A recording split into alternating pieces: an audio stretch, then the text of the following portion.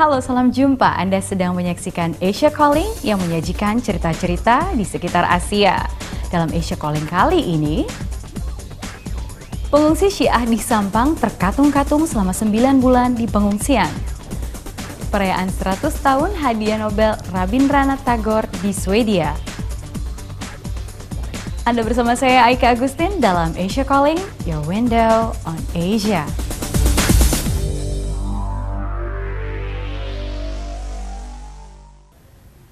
Sudah 9 bulan ini nasib pengungsi Syiah di Sampang, Madura terkatung-katung. Mereka hidup tanpa kepastian masa depan di gelanggang olahraga Sampang. Para pengungsi ini pun mendatangi ibu kota demi menagih janji pemerintah pusat yang akan melindungi mereka. Masih adakah harapan bagi mereka? Simak laporan yang disusun Rio Rizalino dan Mahfud Effendi untuk Asia Calling. Mendengar kabar unjuk rasa sekarang jadi bilang itu. Jadi saya kembali pulang saya. Waktu pulang saya dihadang sama massa. Katanya saya mau dibunuh, tetap saya pulang. Masih dekat dalam ingatan Bu Jadin peristiwa 26 Agustus tahun lalu di Sampang, Jawa Timur. Tak lama setelah Hari Raya Idul Fitri, ia dan keluarga diusir dari kampung halamannya karena menganut Islam aliran Syiah. Anak-anak dikembalikan yang mau pergi ke pondok, kembali ke pondok, itu dihadang sama massa itu, dikembalikan.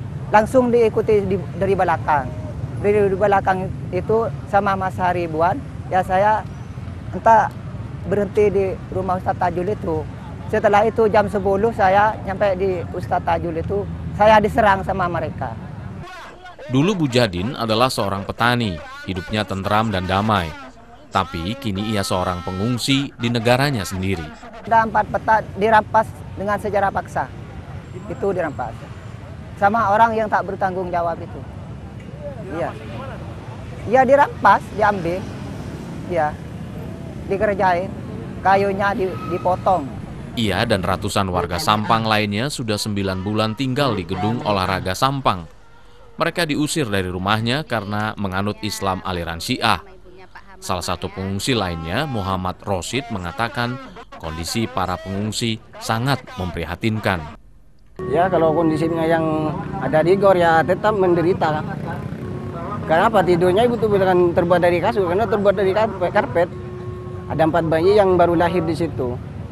Itu tidak pernah melihat tanah nenek moyangnya. Oleh ulama setempat, Islam Syiah dituding sebagai ajaran sesat. Bahkan Majelis Ulama Islam Jawa Timur sudah mengeluarkan fatwa sesat untuk aliran Syiah. Fatwa inilah yang kemudian menyulut polemik berkepanjangan. Ada satu kelompok di Jawa Timur yang memang agendanya adalah menyesatkan ajaran Syiah.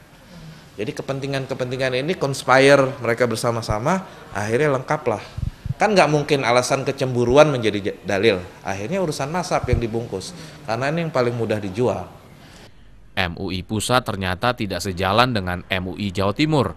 Salah satu ketua MUI Pusat, Slamet Effendi Yusuf, mengatakan MUI memang pernah mengeluarkan fatwa mengenai aliran Syiah di Indonesia, tapi tidak menyatakan aliran itu sesat. Ketika Syah Iran berhasil dijatuhkan oleh Khomeini, maka pengaruh waktu itu Syiah di dalam kampus-kampus kan luar biasa. Anak-anak muda memasang fotonya Khomeini di kamarnya. Jadi bukan hanya Beatle loh yang pernah dipasang itu, Khomeini juga dipasang di kamarnya dan sebagainya. Nah, pemerintah pada waktu itu sangat curiga terhadap perkembangan yang semacam itu, karena khawatir ada yang namanya ekspor revolusi dari Iran ke sini. MUI Pusat mengaku tidak bisa mengintervensi fatwa sesat yang dikeluarkan oleh MUI Jawa Timur. Meski begitu, Slamet Effendi Yusuf meminta masyarakat bersikap arif kepada penganut Syiah. Jadi prinsip Islam itu antara lain adalah orang tidak boleh diusir dari tempat tinggalnya oleh karena kita misalnya berbeda dengan mereka, kecuali orang itu melakukan sesuatu yang membahayakan dari masyarakat di situ. Di tengah kondisi pengungsi Syiah di Sampang, pemerintah pusat justru tutup mata. Kementerian Dalam Negeri menilai apa yang terjadi pada penganut Syiah di Sampang adalah masalah daerah, bukan masalah pusat. Apakah itu bukan solusi? Kalau menurut mereka itu bukan solusi. Solusi itu. Mereka tetap ingin kembali ke rumah. Oh gitu. Ya, karena saya gitu. Gitu aja deh, saya nggak mau. Hah? Saya nggak mau wawancara. Oh. Kalau itu enggak. Karena itu bahagian dari yang akan dibicarakan oleh pemerintah daerah. Pernyataan Ahmad Tanri Bali memang ironis. Sebab sebelumnya Kementerian Dalam Negeri ikut menandatangani 8 butir kesepakatan kasus Syiah Sampang bersama Kementerian Agama, MUI, dan PBNU.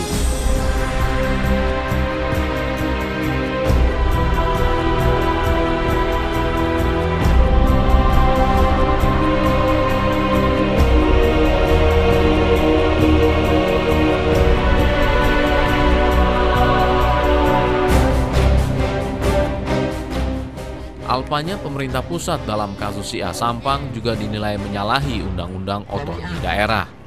Coba dia periksa konstitusi. Sudah jelas itu urusan agama itu domainnya adalah pemerintah nasional. Coba dia periksa Undang-Undang Penanganan Konflik Sosial. Memang bukan hanya pemerintah kabupaten dalam hal ini Sampang yang bertanggung jawab, tapi juga pemerintah nasional. Karena desain itu adalah desain undang-undang gitu. Dan dalam hal ini kepala negara bertanggung jawab. Ya, bertanggung jawab dan tidak boleh dia melempar tanggung jawab atas nama otonomi daerah. Meski diabaikan oleh pemerintah pusat, 10 pegawai Syiah Sampang ini tak gentar. Mereka tetap akan menuntut haknya sebagai warga negara yang terluka akibat perbedaan.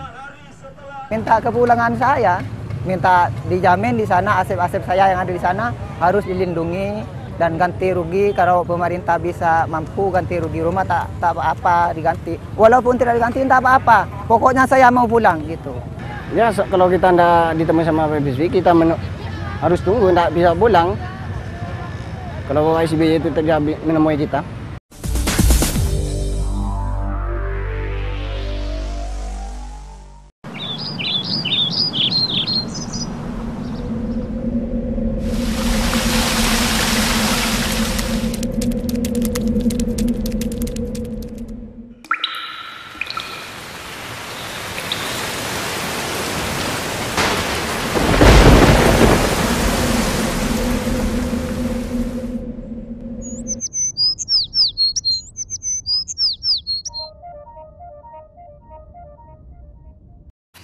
KBR 68H adalah kantor berita radio swasta terbesar di Indonesia.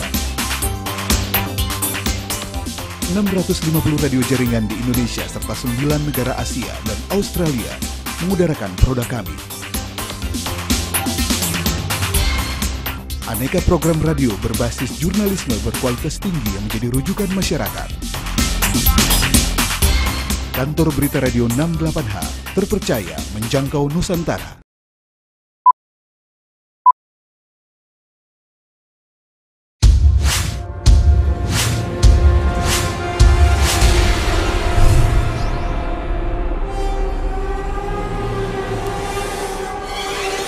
Koran Tempo.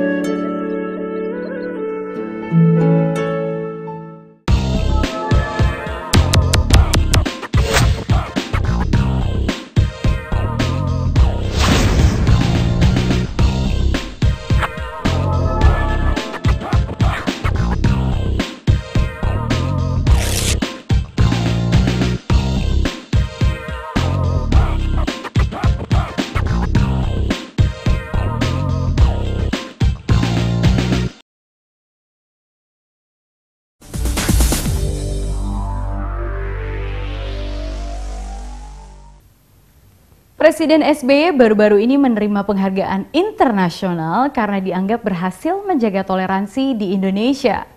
Kenyataannya, komunitas Syiah di Sampang, Madura diusir dari desa mereka karena dianggap berbeda keyakinan. Selama 9 bulan terakhir, mereka harus hidup di pengungsian dengan bantuan minim dan kehilangan penghidupan. Dan untuk menagih janji Presiden, sejumlah anggota komunitas Syiah rela menempuh perjalanan jauh dengan sepeda ke Jakarta. Mahfud Effendi menemui ke-10 pesepeda tersebut untuk Asia Calling.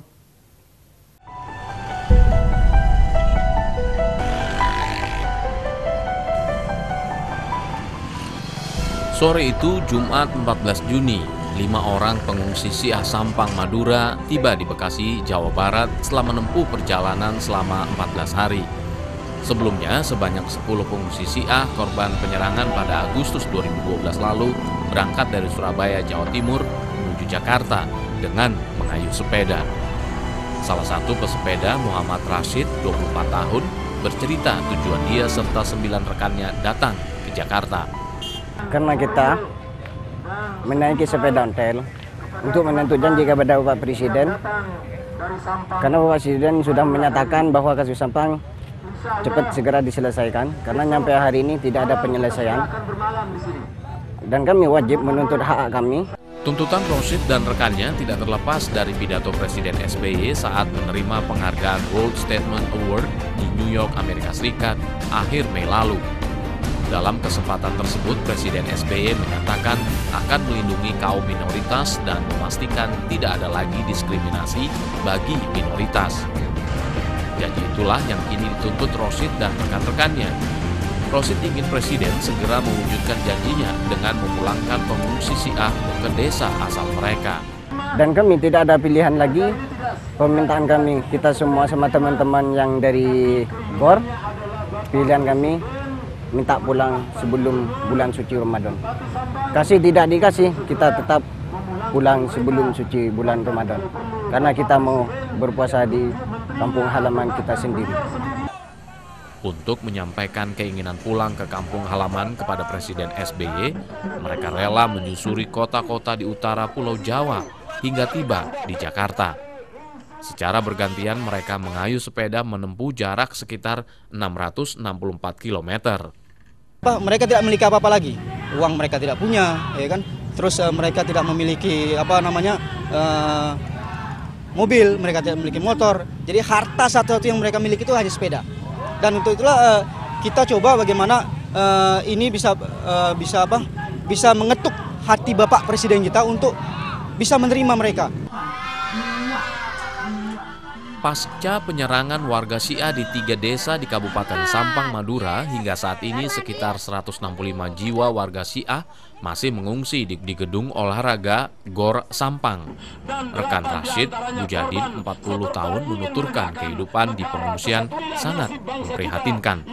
Selain kehilangan mata pencaharian, menurut Mujadin, para pengungsi harus hidup dengan bantuan dari pemerintah yang sangat minim.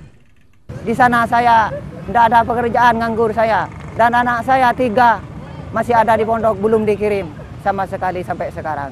Tidak, saya maaf aja, saya tidak kembali ke GOR. Soalnya di sana tidak ada apa-apa penghasilan saya, cuma tidur dengan makan.